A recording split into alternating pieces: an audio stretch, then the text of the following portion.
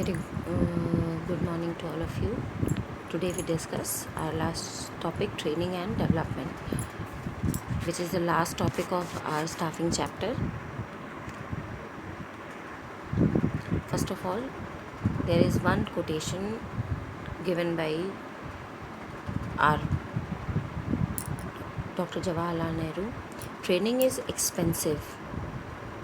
Without training it is more expensive. इसका मतलब ये हो गया कि ट्रेनिंग है वो काफ़ी एक्सपेंसिव प्रोसेस होता है क्योंकि हमें अपने एम्प्लॉयज़ को ट्रेन करना होता है. But without training it is more expensive. Means अगर हम अपने एम्प्लॉयज़ को ट्रेन नहीं करते हैं या उनको ट्रेनिंग नहीं देते हैं तो वो हमारे लिए ज़्यादा एक्सपेंसिव होती है in terms of wastage of resources, wastage of money, wastage of time etcetera. And now what is training? Training is the act of increasing the knowledge and skill of an employee for doing a particular job. ये definition है Edwin B फ्लिपो की. Training एक ऐसा act है, एक ऐसी activity है जो कि एम्प्लॉय के नॉलेज और स्किल को इंक्रीज़ करती है, एक पर्टिकुलर जॉब को परफॉर्म करने में उसकी हेल्प करती है. और training a planned effort by a company to facilitate employees learning of job related competencies. अब इस पूरी डेफिनेशन के एक एक पॉइंट को हम लोग समझते हैं.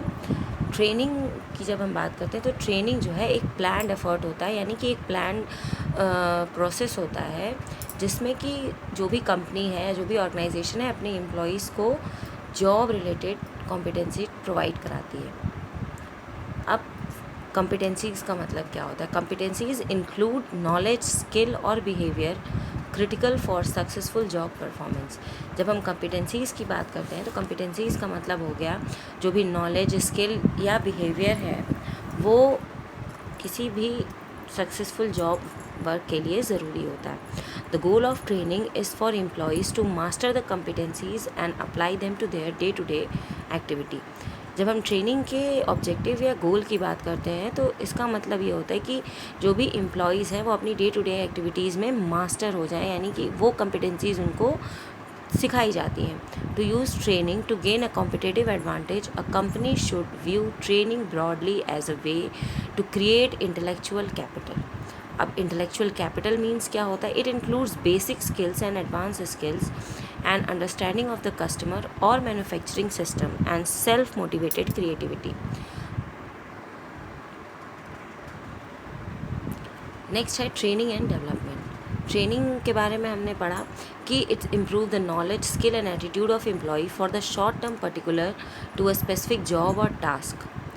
अब ट्रेनिंग का मतलब हो गया ये एम्प्लॉयज़ के नॉलेज, स्किल, उसके एटीट्यूड को इंक्रीज़ करती है किसी पर्टिकुलर जॉब को करने के लिए, बट ये शॉर्ट टर्म होती है. For example employee orientation, skill and technical training, coaching and counselling etcetera. Whereas जब हम डेवलपमेंट की बात करते हैं तो डेवलपमेंट का मतलब होता है किसी भी इंडिविजुअल या एम्प्लॉय का ओवरऑल ग्रोथ या ग्रोथ इन ऑल आस्पेक्ट्स, उसकी पर्सनैलिटी के, उसके स्किल्स के ओवरऑल जो भी ग्रोथ है, जो भी डेवलपमेंट ग्रोथ हो रही है उसको हम डेवलपमेंट कहते हैं. Development means preparing for future responsibilities while increasing the capacity to perform at a current job. Management training, supervisor development, etc. Training is the act of increasing the knowledge for doing a particular job, but development refers to the growth of an individual in all respects. अब हमारे basic objectives क्या है, इनको हम सिर्फ point समझेंगे. To increase the knowledge of workers in doing specific job, to systematically impart new skill to the human resource so that they learn quickly, to bring about changes in the attitude of workers towards fellow workers, supervisors and the organization, to improve the overall performances of the organization, to make the employee handle material, machine and equipments efficiently and thus to check wastage of time and resources, to reduce the number of accidents by providing safety training to employees, to prepare employees for higher jobs by developing advanced skill in them. अगर हम overall objectives की यहाँ बात करें तो employees के knowledge को increase करने को करता है ट्रेनिंग, उनको जो उनके एटीट्यूड में चेंजेस लाता है towards their workers, toward their supervisor and towards their organisation, उनके ओवरऑल परफॉर्मेंस को इंक्रीज़ करता है. जो भी डिफरेंट मशीन्स या मटेरियल हैं या इक्विपमेंट्स हैं उनको एफिशिएंटली हैंडल करने में हेल्प करता है और वेस्टेज ऑफ रिसोर्सेज को कम करता है। अब एक क्वेश्चन जनरली रेज होता है, do organisations need training? The answer is yes. However we must know the purpose and function of training before we can use it. Need and importance of, जो question था कि do the organisation really need training, तो उसका answer होता है need and importance of training. Important not only for the organisation but also for the employees. दोनों के लिए सेम इम्पॉर्टेंस रखता है ट्रेनिंग, ऑर्गेनाइजेशन के लिए एज वेल एज एम्प्लॉयज़ के लिए। Greater job security and an opportunity for career advancement, ये एम्प्लॉय के लिए है। एम्प्लॉयज़ को ज़्यादा हम कह सकते हैं जॉब सिक्योरिटी फील होती है अगर उनको time to time training provide की जाती है, ठीक है। उनका मोरल हाई होता है। Changing technology, continuous process to update the employee in new methods and procedures. Employees को टाइम टू टाइम ट्रेन किया जाता है ताकि वो अच्छे से अपने वर्क को कर सकें। Demanding customer consciousness, intensified competition. Thrust on productivity in the present time stems for knowledge which has to relearn continuously. Improved motivation को improve करता है। Motivated employees have lesser turnover, providing an organization with a stable workforce. Accuracy of output, this reduces accidents in the organization. Better management, it helps them in reducing the cost of supervision, wastage and industrial accident. It also helps increase productivity and quality. या in short अगर हम बात करें need जो है training की, तो अगर एक ऑर्गेनाइजेशन के पॉइंट ऑफ व्यू से हम देखें तो अगर उसके पास ट्रेंड स्टाफ है तो वो स्टाफ उसके सभी जो भी एक्टिविटीज़ परफॉर्म होंगी उनको इकोनॉमिकली परफॉर्म करेगा, यानी वेस्टेज कम होगा। वेल ट्रेंड एम्प्लॉई की प्रोडक्टिविटी हाई होती है और वो ज़्यादा से ज़्यादा आउटपुट देता है in comparison to untrained employees. Supervision की ज़रूरत कम होती है। जो भी ट्रेन एम्प्लॉयज़ होते हैं उनको वो अपने जो भी स्किल्स है उसको अपने परफॉर्मेंस में इंक्लूड करते हैं और उसको अच्छे से इंक्रीज़ करते हैं। मोरल हमेशा हाई होता है ऐसे एम्प्लॉयज़ का और वो दूसरों को भी मोटिवेट करते हैं अच्छा वर्क करने के लिए। वहीं अगर हम बात करते हैं from the point of view of worker, तो जो भी एम्प्लॉयज़ हैं उनको नई नई चीज़ें, नए नए स्किल्स सीखने को मिलते हैं। उनके वेजेस हाई होते हैं।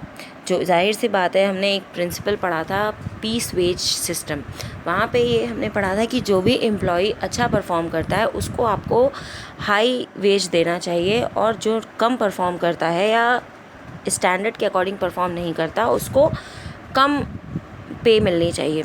तो जो भी ट्रेंड एम्प्लॉय होते हैं उनकी प्रोडक्टिविटी हाई होती है तो उनको हायर वेजेस और बोनसेस रिसीव होते हैं।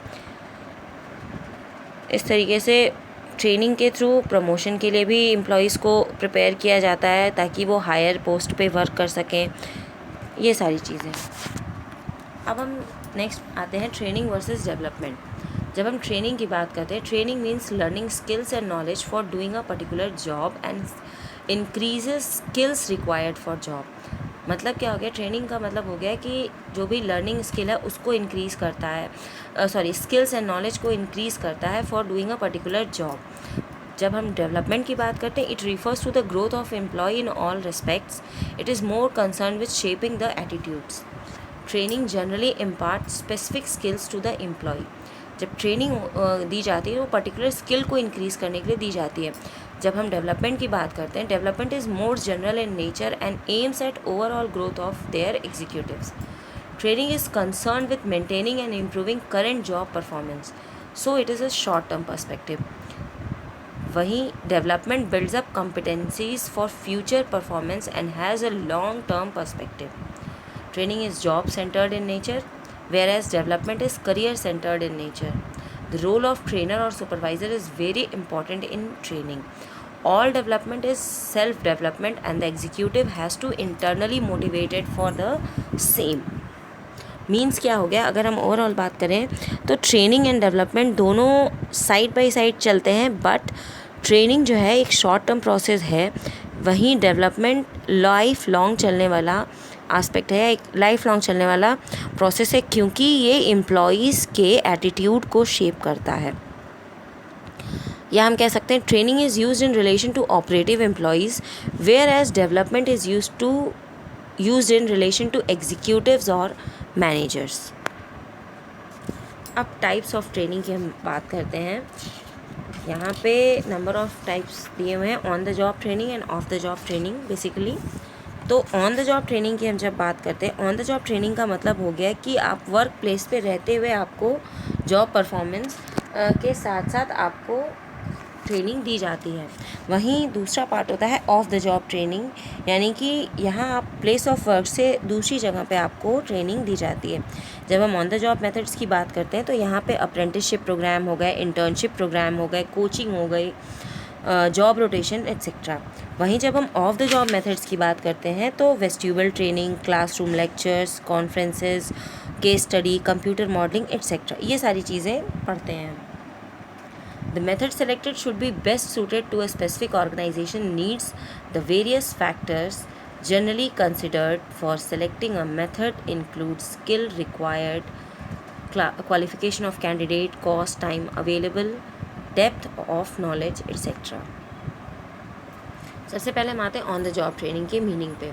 Under this method an employee is instructed by some experienced employee who may be a special instructor और supervisor. On the job training में एक मास्टर ट्रेनर होता है, या हम कह सकते हैं स्पेशल इंस्ट्रक्टर और supervisor. The success of this type of training mainly depends on the trainer. Usually, training in craft, trade, technical areas is given by keeping the unskilled or semi-skilled workers under the guidance of skilled worker.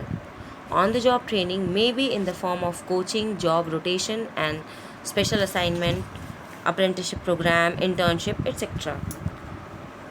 अब advantages क्या क्या होते हैं? The worker learn the job in actual condition rather than artificial condition. It motivate employees to learn.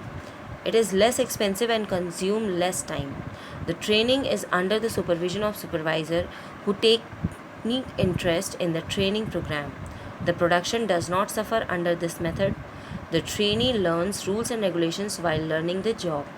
It takes less time as a skill can be acquired in a short period of time. Advantages क्या क्या हो गए?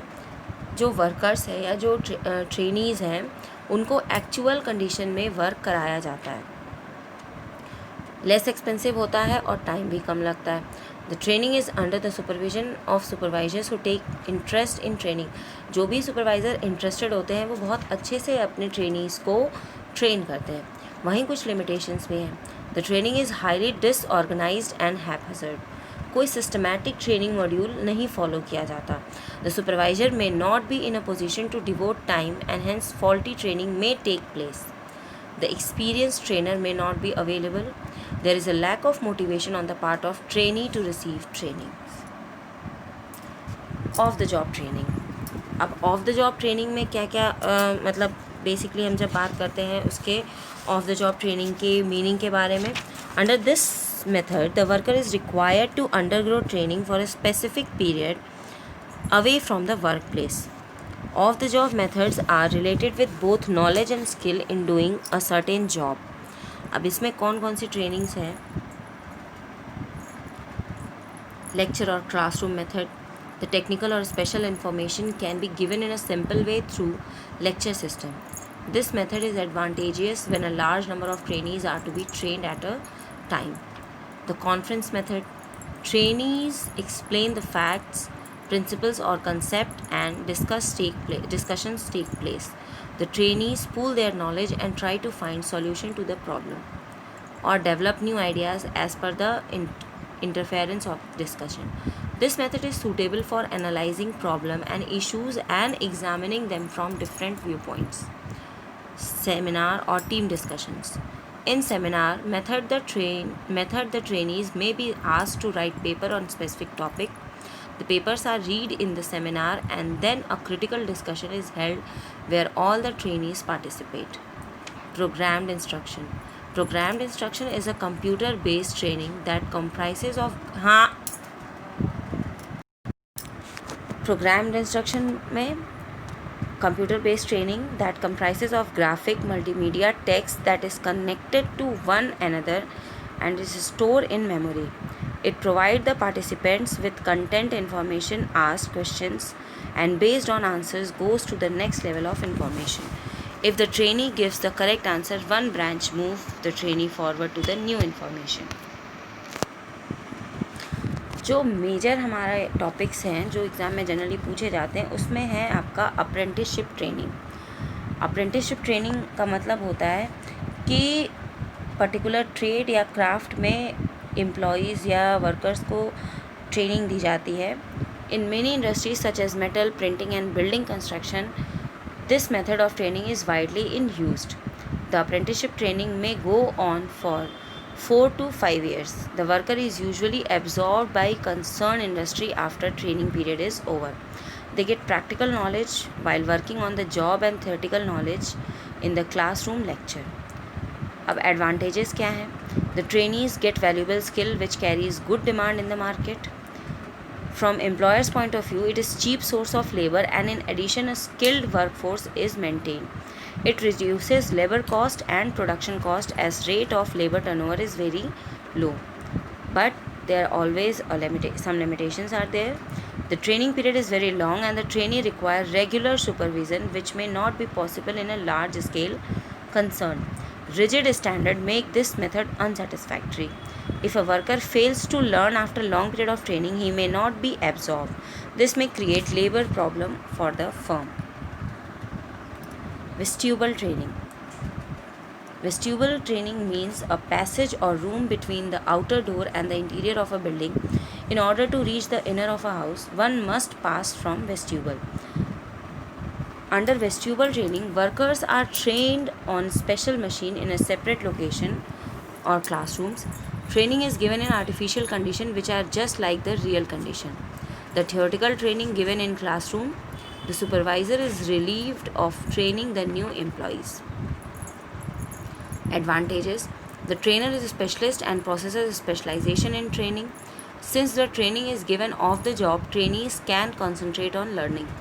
The instructor can give individual attention as he has no other work assigned to him. The employees learn the job in a short time. Whereas disadvantages: training is given under artificial conditions. Hence, the worker may not be in a position to adjust on the machines when he is put on the actual job. It is expensive method as duplicate equipment is required. Small concern cannot afford this type of training. If demand for workers is uneven, vestibule schools may remain unused for a considerable time. Internship. In this method of training, students get practical training while they study. A proper liaison is established between the technical institution and business houses where students are sent during their vacations. Thus, there is a balance between theory and practice and students get practical knowledge while studying. The major drawbacks of this methods: it can be used for training only of skilled and technical workers. The time taken is usually long. An example may be given here for MBA courses begin and run by various institutions of India. A close liaison is kept between the institute and industry. The students doing MBA are sent to the different industries during vacations, so they can learn practical knowledge also while doing their professional courses. Under the educational or vocational institution, enter in an arrangement with an industrial enterprise for providing practical knowledge to their students. And last, induction training provided to new employees by the employer in order to assist in adjustment to their new job tasks, to help them become familiar with their new work environment and the people working around them.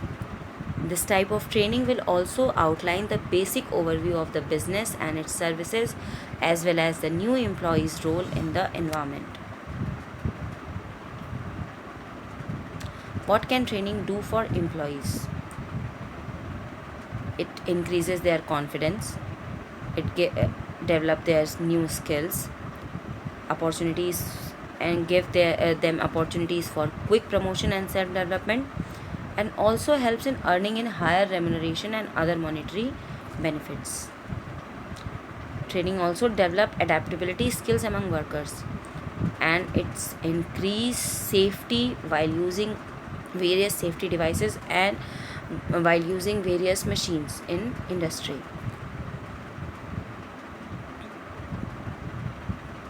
Thank you.